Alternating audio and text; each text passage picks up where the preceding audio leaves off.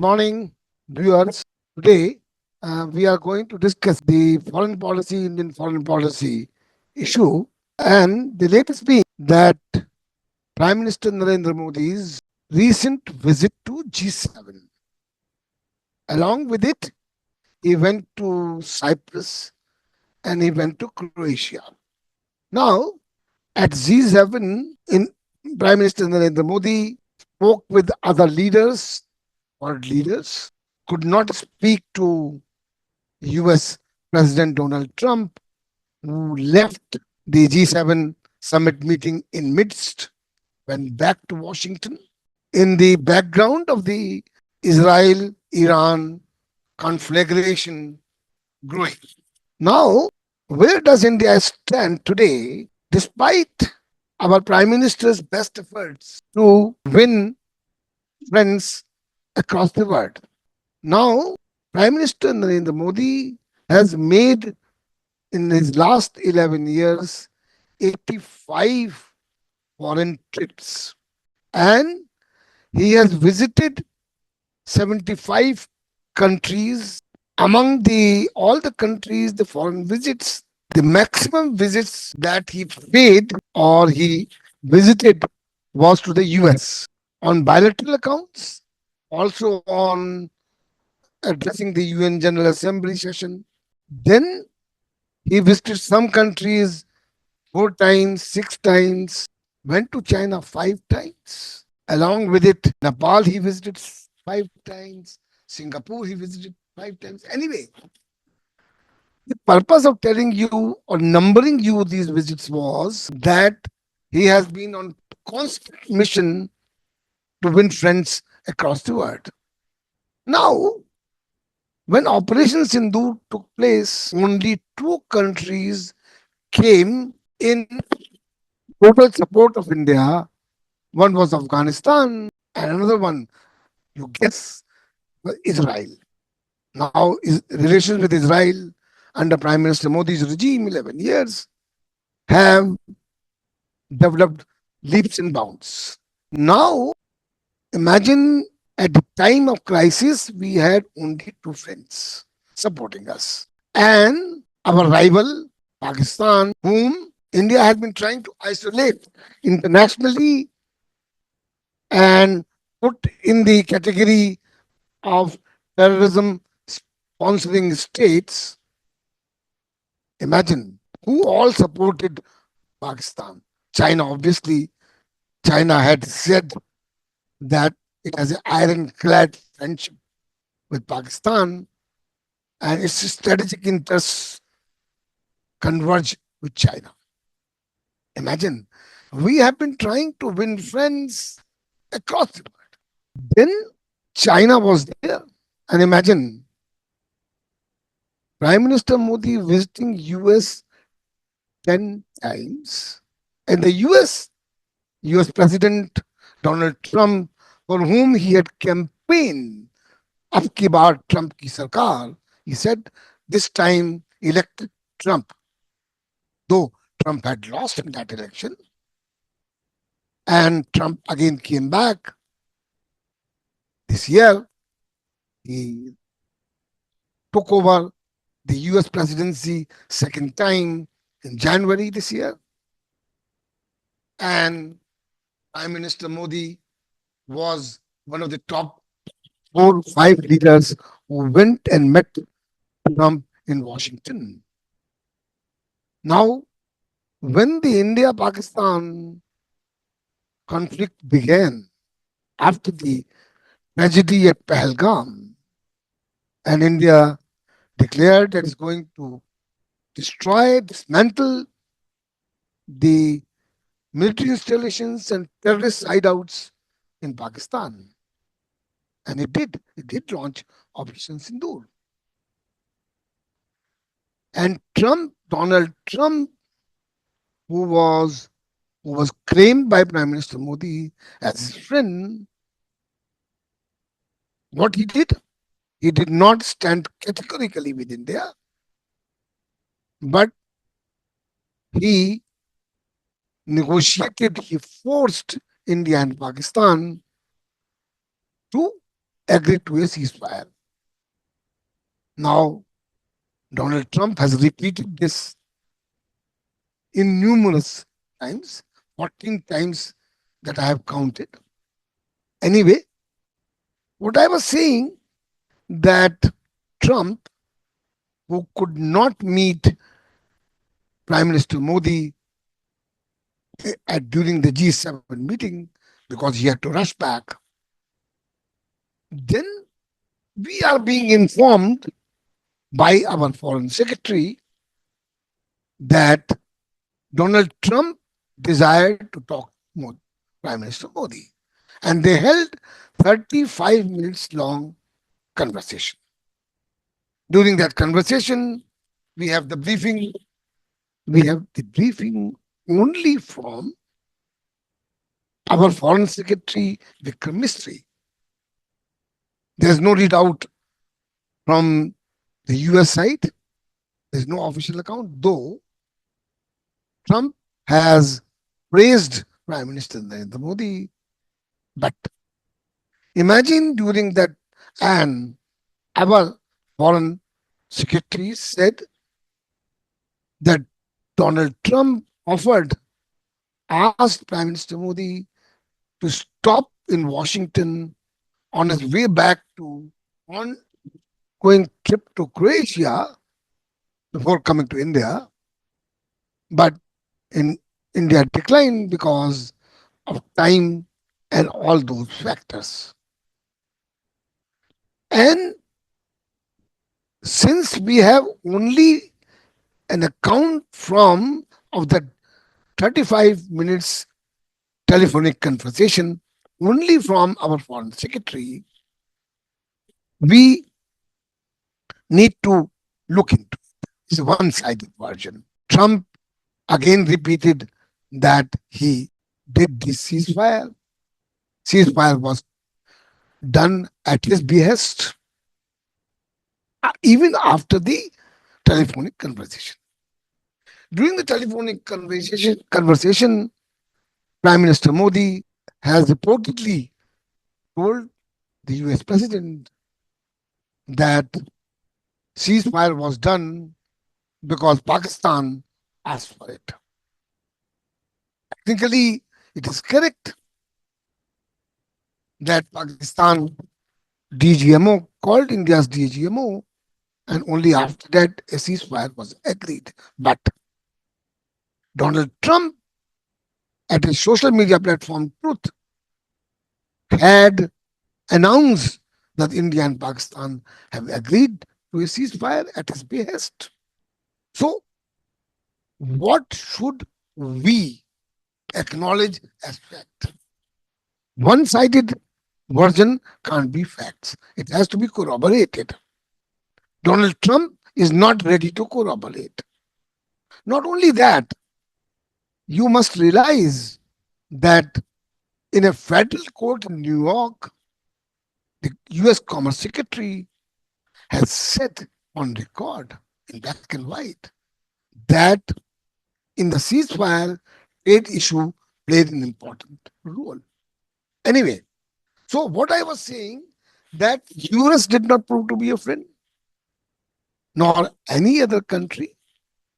As a result, we were we stood isolated, we stood alone.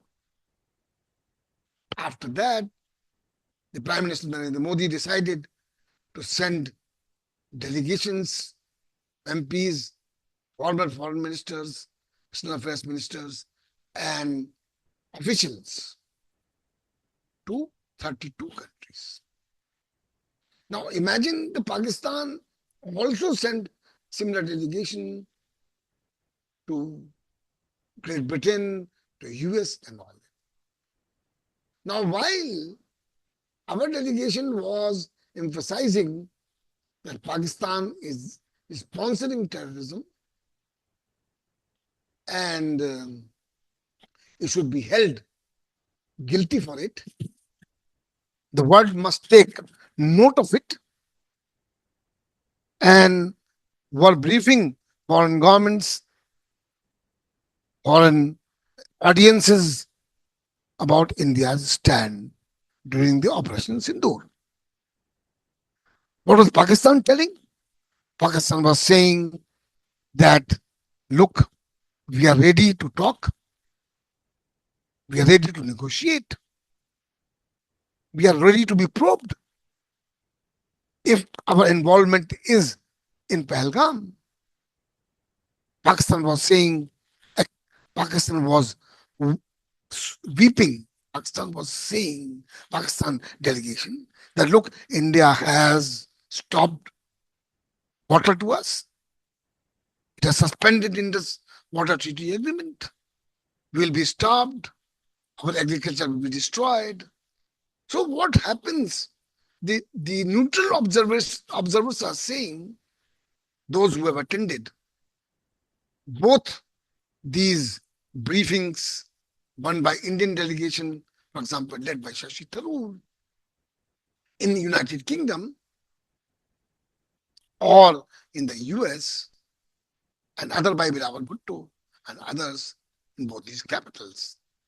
Now, those who have attended, they say that Pakistan is gaining more sympathy because it is saying we are ready to talk. Water is being stopped. Our people will be starved, will be thirsty, our agriculture will be destroyed. It creates more sympathy.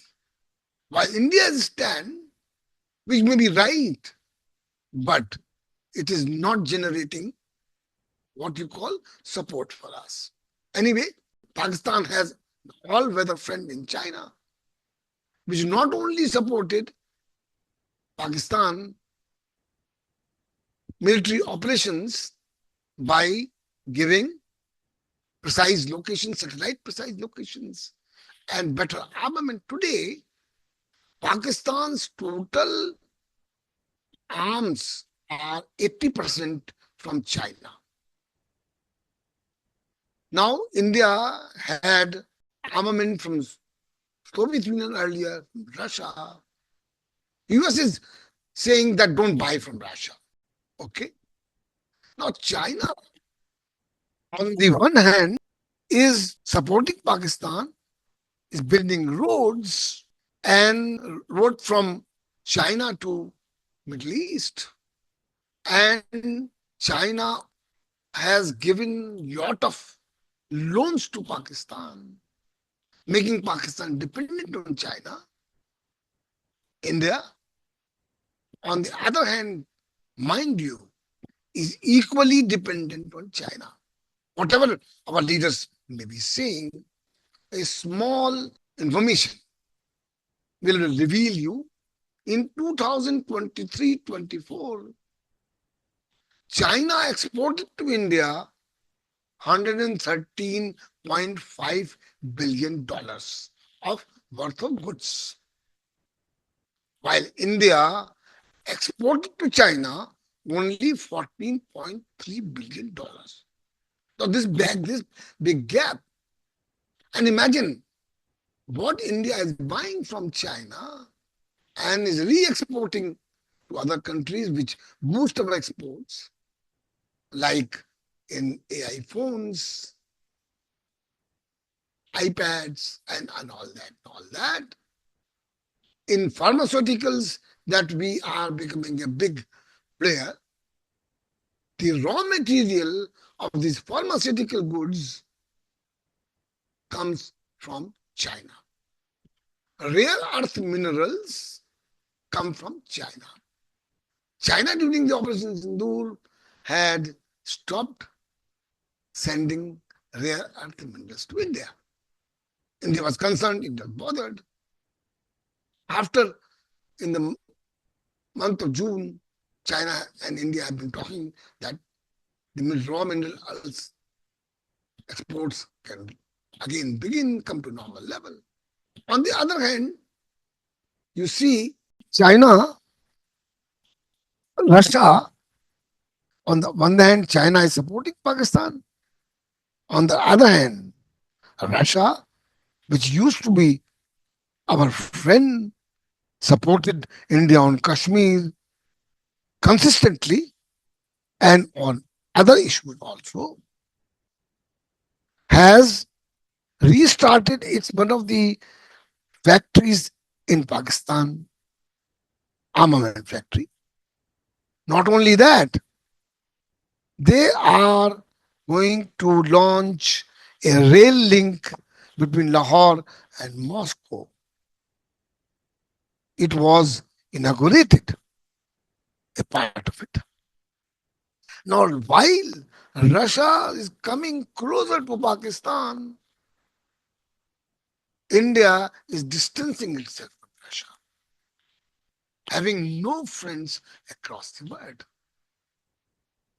Now, imagine Prime Minister Modi taking so much of personal initiative, meeting different leaders, visiting very 75 countries, and even after that, time of crisis, we have hardly any friend, only Israel. Now imagine, now we, in the present context of Israel and Iran, India has once again, India used to be a major player in SCO, Shanghai Cooperation Organization, in BRICS. It used to be a global player in South, Global South. Now, what happened that as India did not sign a statement by SCO, abstained itself. Not only that, India abstained itself from the UN resolution saying that we are trying to balance. But imagine, you are isolating yourself among the friends. And imagine, among the countries the least visited by Prime Minister Modi is Africa and Latin America, where India, during the non-aligned movement, used to be a popular leader. Now, in today's world, when things are fluid, Donald Trump is dismantling the international order. India is standing alone. I have given you details because I realize that India is going to face a major challenge.